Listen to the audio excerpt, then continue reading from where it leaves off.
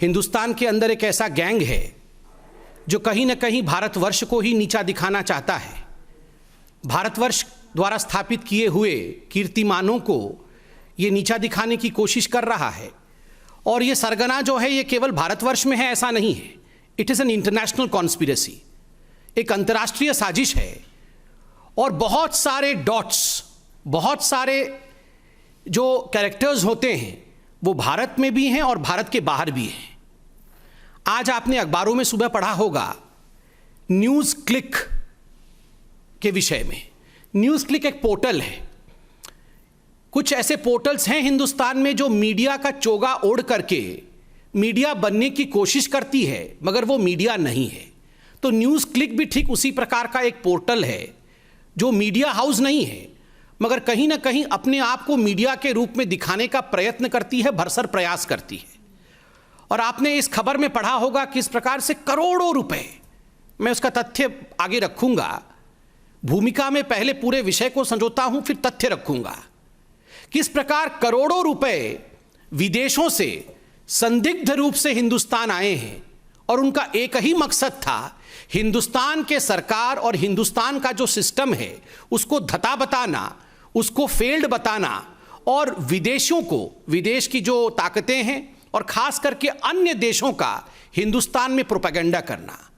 We have seen in this most important news article today as to how money trail in fact was there from foreign nations, as to how dubious characters were involved, and the only agenda of these so-called portals, and in this particular one, the portal called NewsClick, the only agenda is propaganda of a foreign nation and demeaning India's name. ये इस प्रकार का एक साजिश भारतवर्ष में चल रहा है।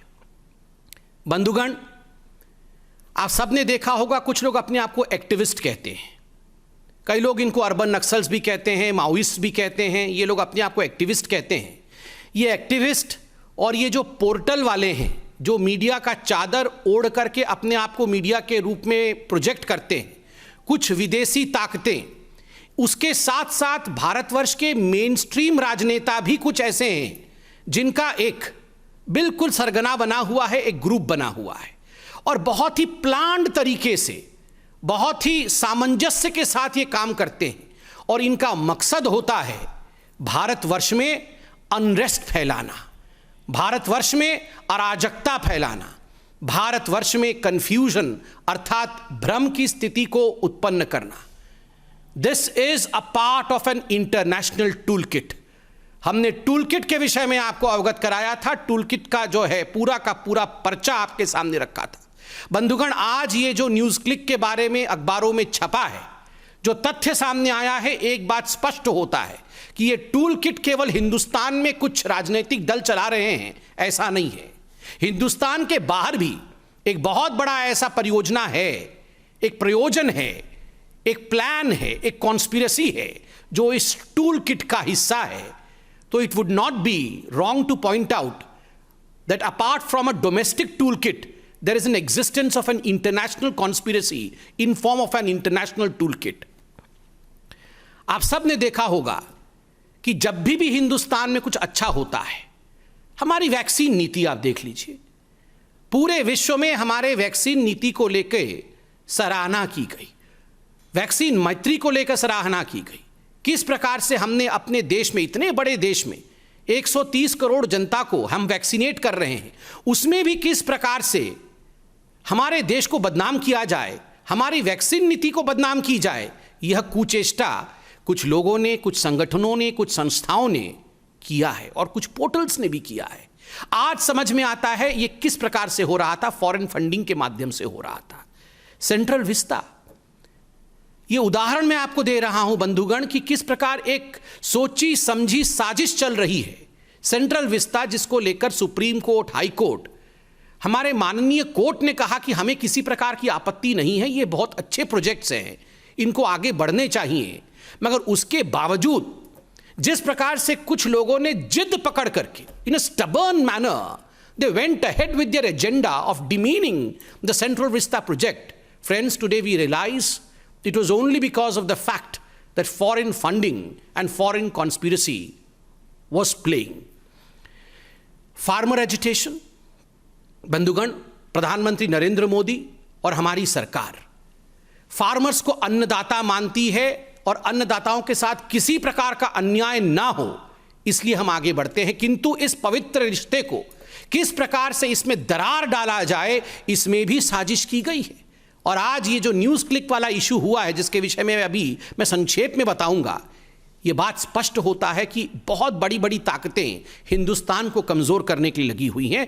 यहाँ कन्फ्यूजन, भ्रम और अनरेस्ट अर्थात अराजकता कैसे फैले इसकी कोशिश हो रही है। जब से प्रधानमंत्री नरेंद्र मोदी हिंदुस्तान के प्रधानमंत्री बने हैं, कहीं ना कहीं हिंदुस्तान में तो ऐसा नेता हैं ही जिनके आंखों में वो खटक रहे हैं, विदेशी ताकतें भी ऐसी हैं जिनके आंखों में वो खटक रहे हैं। तो एक बहुत बड़े रूप में किस प्रकार से भारतवर्ष के नाम को नीचा किया जाए, किस प्रकार से प्रधानमंत्री नरेंद्र मोदी जी की चेष्टाओं को, जो वो सुचेष्टा कर रहे हैं भारतवर्ष को आगे बढ़ाने के लिए, उसको कैसे कम करके दिखाया जाए, यह सब कोशिश की जा रही है।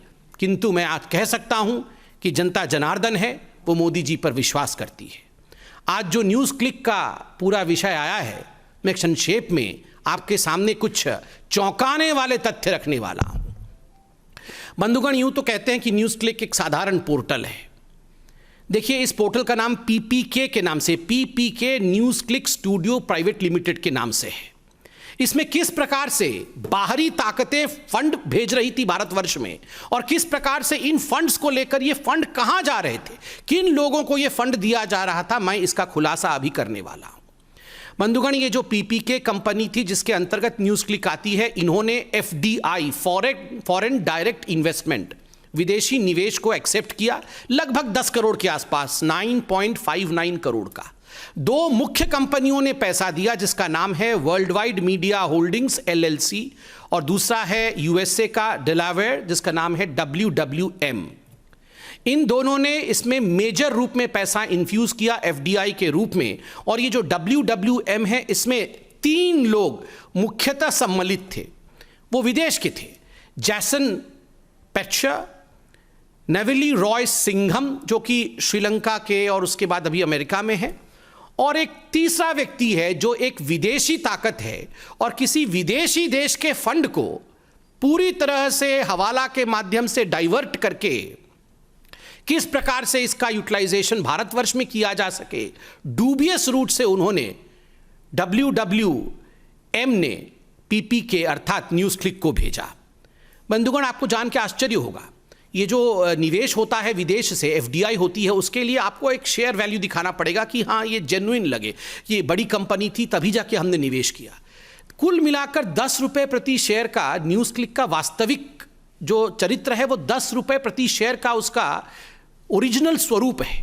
But that was inflated just in order to make news click look as if it was an authentic destination for an FDI.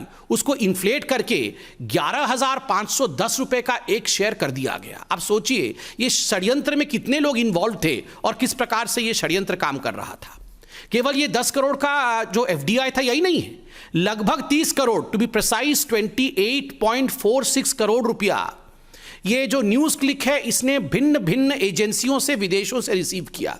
Justice and education fund Inc USA, ऐसी बहुत सारी यूएस के एजेंसीज हैं, कंपनीज हैं जिनसे इन्होंने लगभग 30 करोड़ रुपए लिए हैं।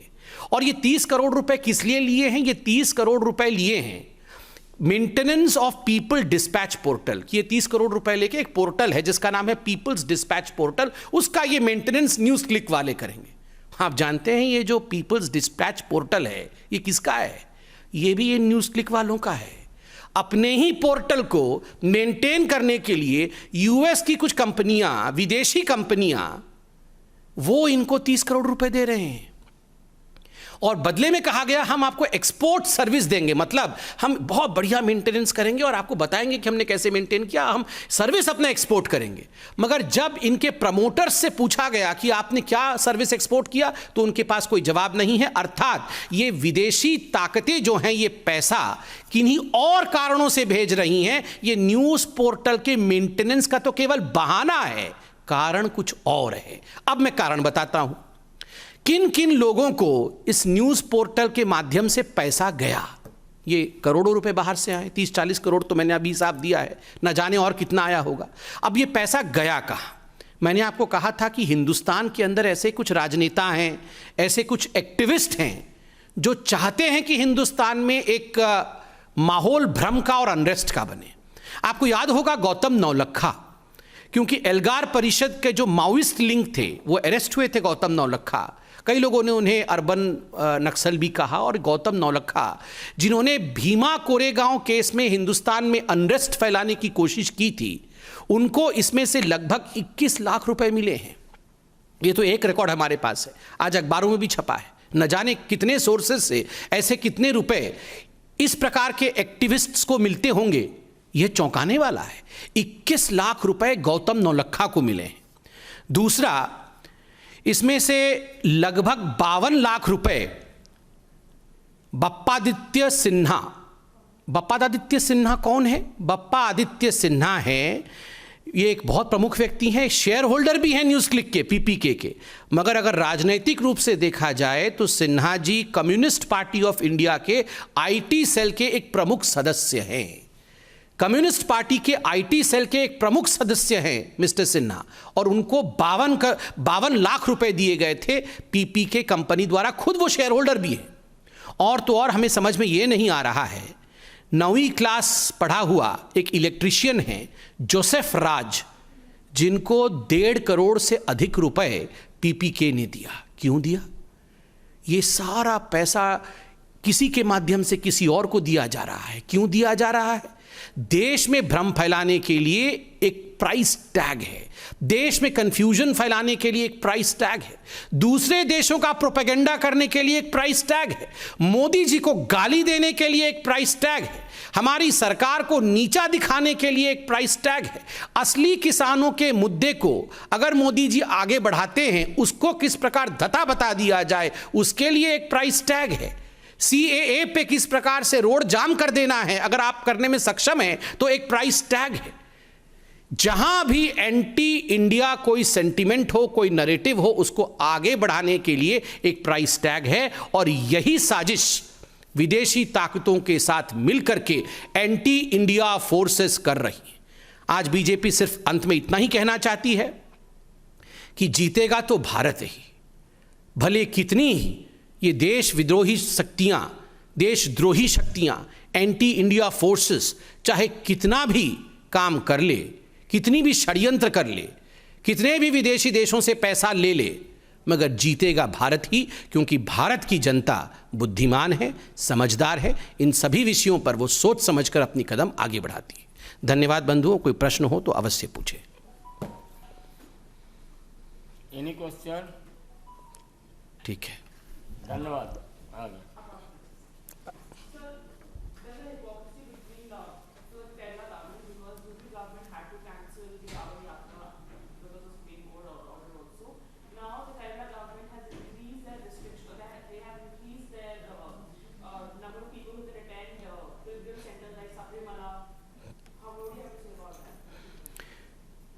See, as far as COVID is concerned, it is a matter of concern. We all have to follow COVID appropriate behavior. The Prime Minister of the country, the government of the day, the Supreme Court and all other courts have instructed us, have advised us accordingly. But I firmly believe that selectivism is something which has been taunted, which has been in fact called out by the citizens of this country. As far as the Kerala government is concerned, the news that has come out today, that despite the fact that the state of Kerala is reeling under high pressures of COVID, we have increased COVID patients there. We have to take great many steps to see to it that people do not fall ill. But is it appeasement? What Kerala government is doing is something which people are asking. I firmly believe that the Kerala government would heed to all these advices and would see to it that the citizens of Kerala are protected.